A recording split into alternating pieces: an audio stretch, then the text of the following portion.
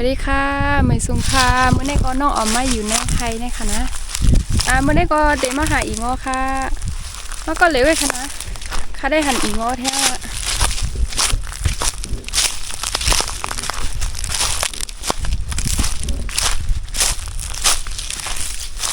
ในคณะอีงอโออันในคณะค่ะอะไรสองอันเนาะมาหันแทงอันเพราะเขามาหันอีกงอนะเขาก็ว่าห้องก็นะเอ้าก็ไว้กังปุ่น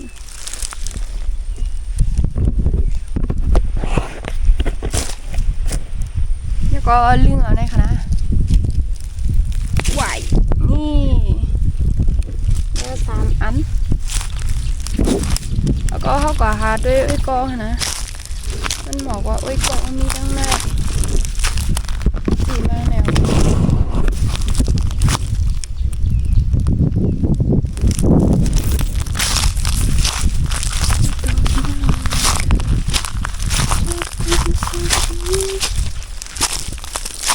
วันนี้น้องออกมาก็เหลวกันนะมีก็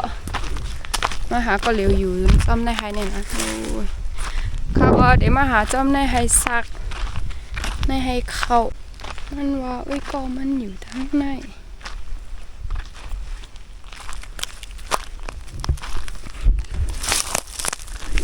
ด้วยมาตายนางเพื่อว่าอะไรเอาไหนค่ะเดี๋ยวเมื่อจู้ในหมอนเฮ็ดอีงอส้มอีงอจ้อหนออย่าไปมองแม่ตาติต่อแต่ปออยู่นั่นนะแล้วก็อีงอมกจังนั้นนะ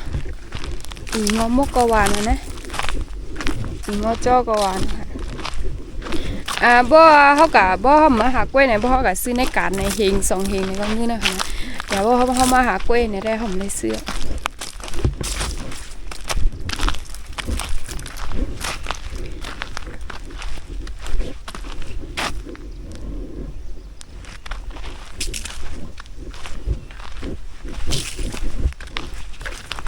นั่นก็มีนั่นเขาพักเองเขาลืมจื้อหนีเขาลอยเนี่ยทำไปพักอดอัดเนี่ยละเขาเรียกพักเองนั่นเขาก็มีในทุ่งไห่ทุ่งนา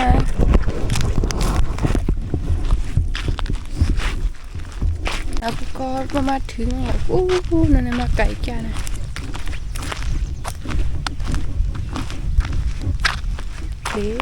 จำได้ให้นะ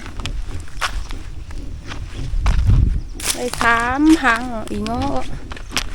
บางกำตุ่มคินด้วยสารเขาได้คันเท่งข้างใน